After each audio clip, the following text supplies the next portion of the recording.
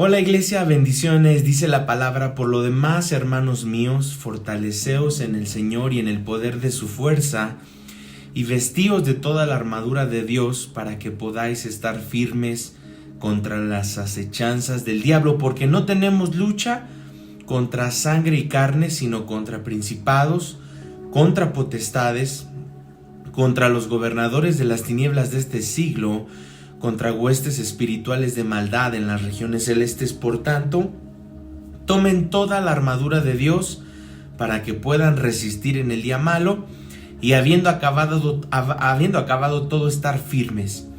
Estad pues firmes, ceñidos vuestros lomos con la verdad, vestidos con la coraza de justicia, y calzados con los pies con el apresto del evangelio de la paz. Sobre todo, tomen el escudo de la fe, con el cual podrán apagar todos los dardos de fuego del maligno, y tomen el yelmo de la salvación y la espada del Espíritu, que es la palabra de Dios, orando en todo tiempo con toda oración y súplica en el Espíritu, y velando en ello con toda perseverancia y súplica por todos los santos. Efesios capítulo 6, versículos del 10 al 18. Hoy quiero hablarles acerca de el enemigo que anda como un león buscando a quien devorar. Corintios 11:14 dice: y no es maravilla, porque el mismo Satanás se disfraza como ángel de luz. Repito, segunda de Corintios 11:14.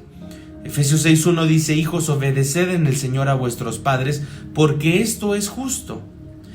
Y cuando la Biblia nos dice estén alerta, cuídense, ¿verdad? Dice esta versión, de su gran enemigo, el diablo, porque anda al acecho como un león rugiente buscando a quien devorar. Esto está en la primera carta de Pedro 5:8. Nuestro viaje de fe es inevitable que enfrentemos muchas luchas espirituales en nuestro anhelo de obedecer y avanzar en las cosas de Dios. La Biblia es muy categórica en afirmar que nuestro adversario, el diablo, deambula como un león rugiendo con feroz hambre, buscando a quien agarrar, a quien devorar.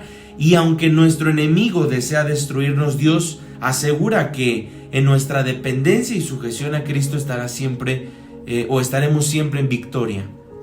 Por lo general, hay personas que creen que la lucha espiritual es algo emocional, porque están viviendo tal vez momentos de mucho estrés o están pasando por situaciones angustiantes. La realidad es que algunas oportunidades la situación es mucho más compleja, pues en el fondo lo que realmente están viviendo es un ataque espiritual. Uno de los trucos principales del enemigo es conseguir que la persona engañada no se dé cuenta de la profundidad de la que está sucediendo en su vida, pues en oportunidades él se disfraza, como decíamos en 2 de Corintios 11:14, se disfraza como ángel de luz. Gracias a que los hijos de Dios contamos con el Espíritu Santo, con su presencia en nuestras vidas, podemos, ¿verdad? Si es que vivimos una vida en obediencia, en orden a Dios, identificar cuáles son las señales de un ataque espiritual. Hoy quiero compartirte contigo, quiero ministrarte estas 3 señales de un ataque espiritual que son fácilmente identificables. Número 1, cuando tú estás bajo un ataque espiritual, la pasión, el fuego y el deseo por las cosas de Dios mengua o casi desaparece. Vas a experimentar en tu vida un bajón o un descenso por orar, por leer la Biblia, por buscar las cosas de Dios. En oportunidades esto es el resultado de vivir circunstancias frustrantes o angustiantes de forma consecutiva por un tiempo prolongado, circunstancias que el enemigo orquesta para desanimarte. Número 2, se desdibuja el propósito y la visión en tu vida se nubla. No hay nada más maravilloso que vivir una vida con propósito, pues cuando esto ocurre la pasión es constante, es fuerte, y mucho más si vivimos en el centro de la voluntad de Dios, o bien si realizamos aquello por lo cual Dios nos creó y llamó para su gloria. Pero bajo la nube oscura de la incertidumbre que muchas veces produce el ataque espiritual, nuestros sentidos se pueden embotar y la pasión se convierte simplemente en apatía. Apatía que usa el diablo para dirigirnos con engaños a un valle de desolación. Número 3, falta de paz.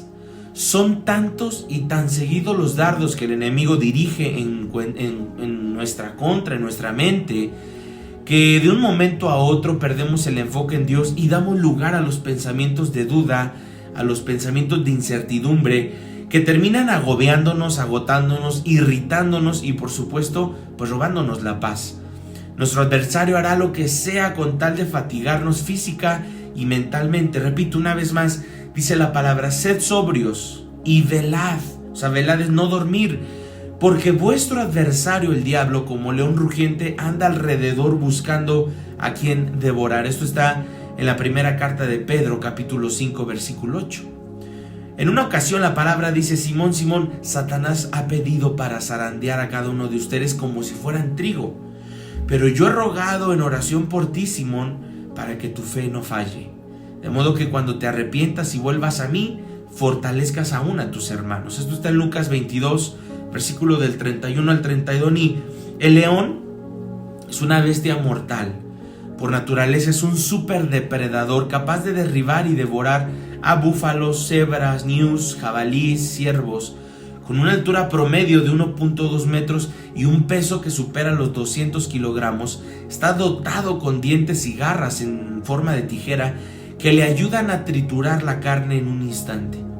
Posee un atronador rugido que se puede escuchar a 8 kilómetros de distancia, haciendo de él el rey de la sabana africana.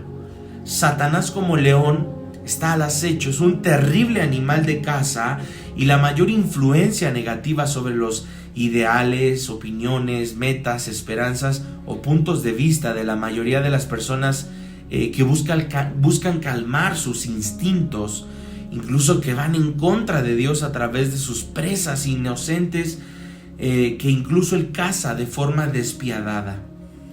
Al leer semejante descripción de nuestro adversario, tal vez te preguntes, ¿cómo puedo mantenerme alerta para que mi enemigo no me ataque? La palabra de Dios nos ha advertido que el enemigo nos va a atacar. Por esto es importante, es necesario tener presentes las siguientes recomendaciones. Número 1, conozca sus debilidades y manténganse alerta frente a las siguientes señales. Orgullo. ¿Por qué? Porque el orgullo conduce a todos los demás vicios. Distorsión, porque Dios es quien te define. Cualquier búsqueda de identidad que no provenga de Dios te hará vulnerable a tu enemigo. Pasividad, tal vez tienes que mantenerte comprometido, sintonizado, sobrio, como nos exhorta la carta de Pedro. Lujuria, en 2 de Timoteo 2:22 nos dice que huyamos de la lujuria. No trates de luchar contra ella, corre. Tenga su arma lista. Nunca intentes enfrentar a tu adversario sin al menos contar con un arma espiritual. La oración, el ayuno, la lectura, la adoración. Sabemos que no luchamos contra sangre y carne, sino contra un enemigo espiritual, porque la palabra de Dios es un arma poderosa. Hebreos 4:12, Efesios 6:12. Número 3, tenga un grupo que le acompañen en la oración, compañeros de batalla, compañeros que oren a su lado, llámelos. Es importante rodearse de amigos espirituales que puedan orar por usted cuando usted lo necesite. Número 4, hay que tomar el ejemplo de Cristo. La oración es un arma poderosa, un arma ofensiva contra los ataques de nuestro adversario, y Satanás teme a la resistencia en la oración, pues sabe que es vencido fácilmente cuando un creyente se somete a Dios y obedece su palabra tal como Jesús lo hizo. Vivirá en victoria, dice la palabra. Y ven, pues siguiendo con esta entonces dinámica, dice la palabra, vuelvo a repetir, que el enemigo anda como un león buscando a quien devorar. Debemos dar a conocer que la vida cristiana al final es un don, es una lucha, un don de conquista donde existen tentaciones, pruebas, contradicciones, exigencias que hacen de nuestro interior un verdadero campo de batalla y una lucha espiritual. Y esto nos ayuda pues para podernos preparar con dedicación. Tenemos que primero iluminar en nuestra mente que hay un enemigo que nos está buscando para podernos destruir, y debemos de resistir firmes. Incluso la palabra cuando dice sean fuertes y valientes, le hablaba a Moisés, el siervo de Dios que sacó a Israel de Egipto y lo llevó a través del desierto. Al final de sus días, sabiendo que había llegado su hora, quería dar ánimo y aliento a su pueblo y a su nuevo guía.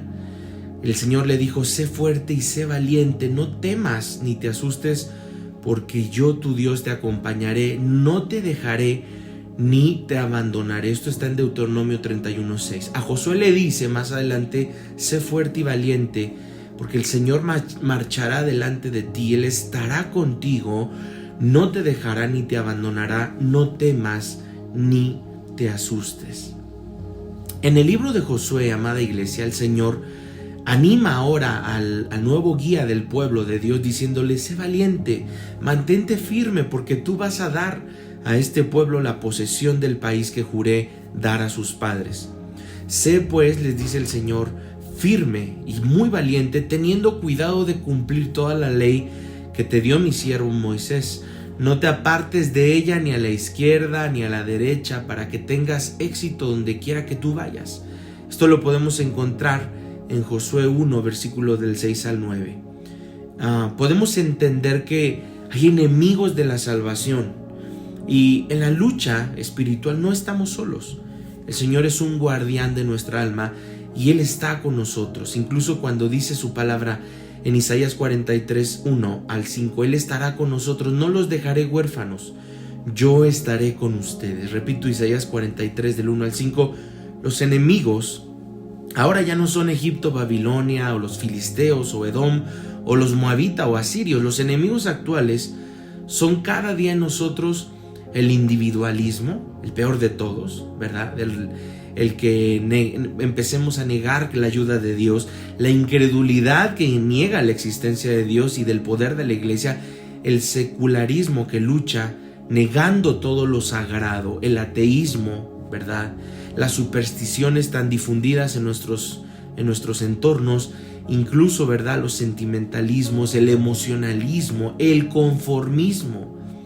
Incluso muchas veces, cuánta gente hoy pelea contra el alcohol, la drogadicción. Un enemigo poderoso que no está lejos de nosotros y que muchas veces somos nosotros mismos, es nuestro pasado.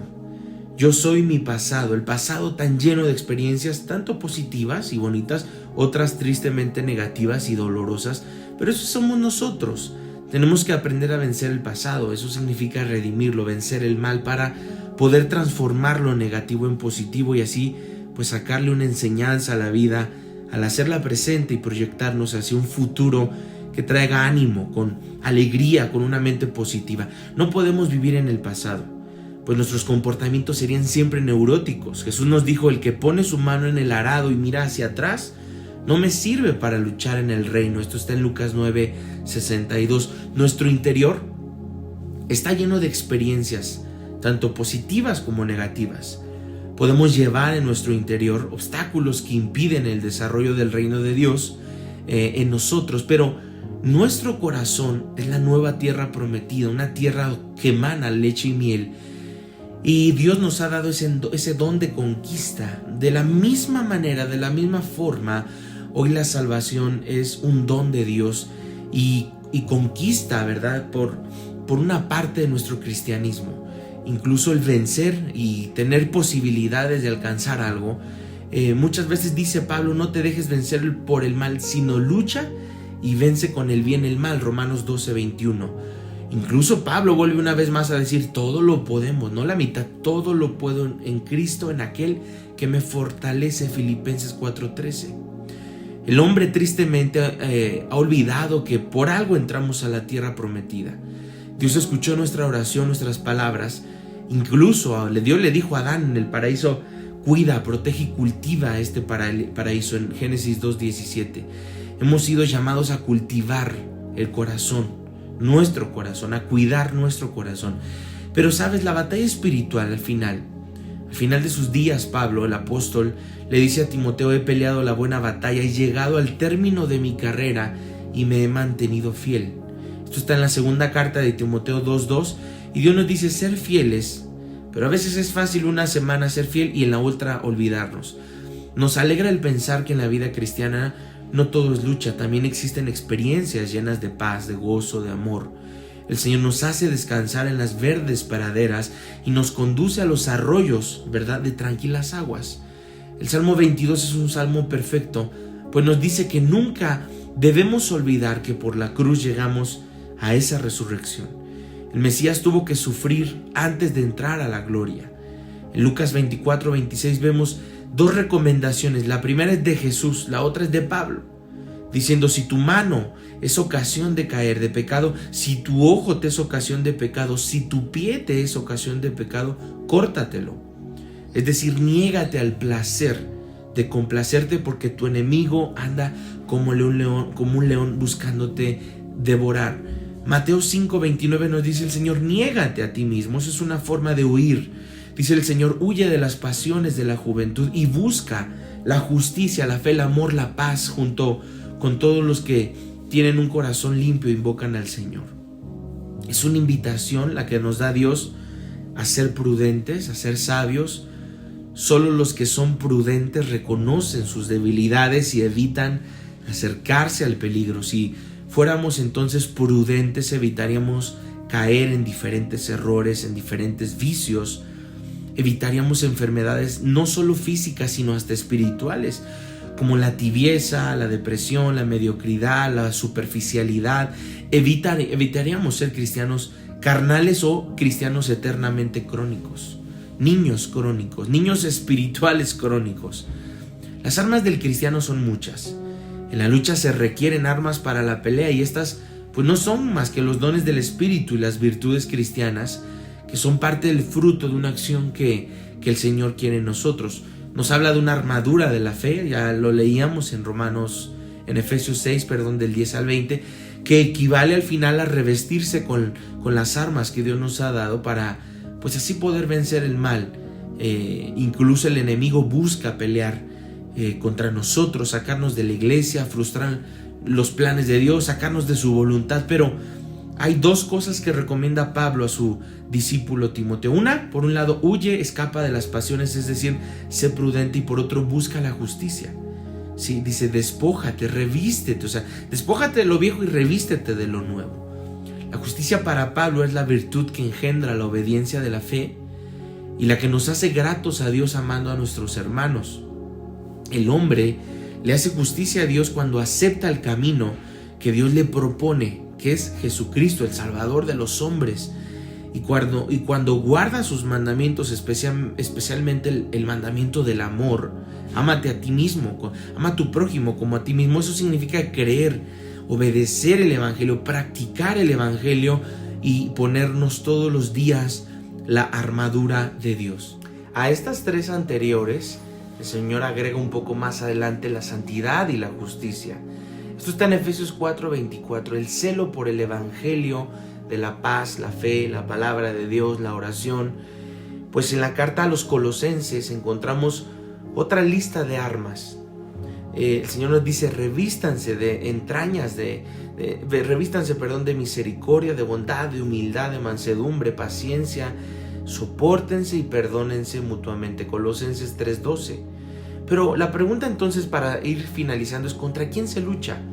¿Contra quién es la lucha espiritual? De acuerdo a la tradición, tres son los enemigos del alma: el mundo, el enemigo y la carne. Esto está en Efesios 2, del versículo 1 al 3, y de estos tres el más peligroso, tristemente, lo llevamos dentro, en nuestro interior: el ego. También tiene sus armas, entre otras la confusión, la mentira, el activismo, el odio, la intriga, el fariseísmo. La lucha interior es entre el ego, contra el amor, y ganará aquel a quien más se alimente. Los amigos nos advierten, y Jesús es el vencedor del maligno, del mundo, del pecado y de la muerte. Con toda razón nos dice: yo he vencido al mundo, en Juan 16:33. Pues con un gran amor advierte a sus discípulos: Simón, Simón, Satanás os ha pedido permiso para sacudirte como si fueras una hoja simple de trigo. Esto está en Lucas 2:31. Y Pedro nos advierte: vuestro adversario, el diablo, anda como león rugiente buscando a quien devorar, pero como dice, resistan firmes en la fe.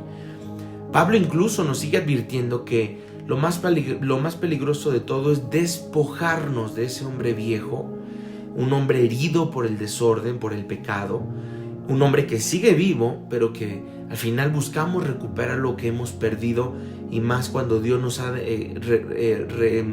restaurado. Esa es la palabra que buscaba, lo que perdimos. La lucha tiene al final un sabor de dolor. Jesús nos dice: el que quiera hacerme mi discípulo, que se niegue a sí mismo y me siga, Lucas 9:23. Y Pablo nos exhorta a ofrecer nuestras vidas como vidas santas, como vidas agradables a Dios. Romanos 12:1. En cada renuncia hay una ofrenda, y en cada ofrenda hay una efusión, hay como una manera de poder decir: Señor, mi corazón volvió a encender. Porque donde hay una renuncia por amor a Cristo, allí brota vida, brota la virtud. Para Pablo, la lucha espiritual adquiere dimensiones de sacrificio. Dice: yo ya estoy listo para ser ofrecido, pues ya se acerca la hora de mi muerte. Dice Jesús: he peleado, ¿verdad? También Pablo dice en Timoteo 2, del 4 al 7, he peleado la buena batalla y llegué al término de mi carrera y me he mantenido fiel. Esto era, repito, 2 de Timoteo 4:7, palabras del apóstol Pablo antes de morir. Y él dice una y otra vez, ¿verdad? Vivir en Cristo, para mí el vivir es Cristo y morir es ganancia. En cada tentación, prueba, tribulación, el apóstol Pablo fue dejando pedazos de sí, fue sembrando a través del dolor. Esto es a lo que se le llama padecer con Cristo Jesús, para luego poder tomar parte de una herencia, la herencia de Dios. Romanos 8:17. Es que si no sufrimos no hay herencia. ¿Qué herencia se le dejaría a alguien que nunca sufrió? A su hijo en la fe, Timoteo, le dice: tú has seguido mis enseñanzas, mi manera de vivir, mi propósito, mi fe, mi paciencia, mi amor, mi fortaleza para soportar, y has compartido mis persecuciones y mis sufrimientos. Le dice a Timoteo en la segunda carta de Timoteo 3:10. La bandera que Pablo utiliza es la palabra de Dios, una espada de dos filos, que para él es la espada del Espíritu, Efesios 6:17. Su estilo de vida, su vivir es Cristo. Su propósito era dar a conocer a Cristo, su fe, su paciencia, su amor y su fortaleza, que es la persona de Jesucristo. En Corintios 1:30, en la primera carta. ¿Dónde entonces es esa lucha? La lucha es sin dudas en el corazón del hombre.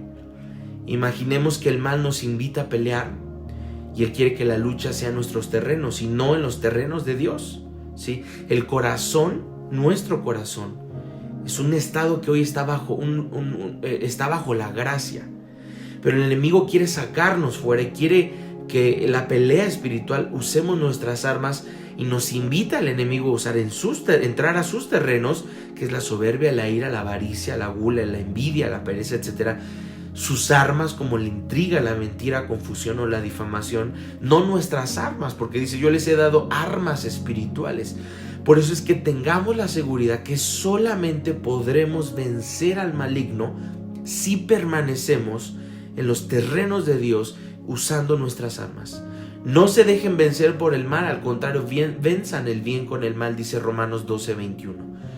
Y por último, la fortaleza cristiana. La estructura espiritual cristiana está cimentada en 3 columnas, que es la verdad, el amor y la vida. El amor vence al odio, la verdad vence a la mentira y la vida vence a la muerte. En una casa construida sobre una roca, ni las peores tempestades, ni los terremotos, ni los ciclones la podrían tumbar. Esto está en Mateo 7:24. Y la fortaleza solo se construye con corazones que se han lavado con la sangre de Jesús. Corazones que se han purificado en las pruebas. Corazones compasivos y misericordiosos, que tienen como fuerza el mandamiento de Jesucristo. Juan 13:35, sus bienaventuranzas, sus mensajes, sus parábolas. En el libro, en la palabra de Dios, que es el libro de Dios, nos dice, ¿verdad?, que Él está reconstruyendo a la iglesia. Incluso la palabra de Dios nos dice que Cristo, somos piedras vivas, y que Cristo ha sido la piedra angular, que tiene que ser una piedra como pulida, labrada, lavada. Las piedras que no han sido pulidas no pueden ser usadas, son puestas al lado, y el edificio solo será sostenido por las piedras que están preparadas. Hay virtudes en las cuales Dios nos ha traído fortaleza, y no podemos invertir en cosas que están en desorden. Pues la primera da, ¿verdad? Si invertimos en cosas en desorden, vamos a perder todo lo invertido. Debemos de trabajar en la fe, porque es la madre y la raíz de todas las cosas. Sin fe estamos muertos. Tenemos que entender que lo que Dios nos pide es guardarnos en estos tiempos con templanza, con santidad. Sin santidad nadie verá a Dios.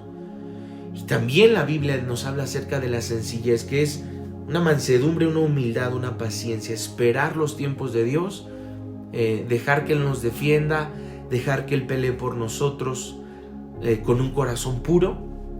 Pues esa pureza es una virtud que al final nos ayuda a luchar contra la envidia, la lujuria y la avaricia.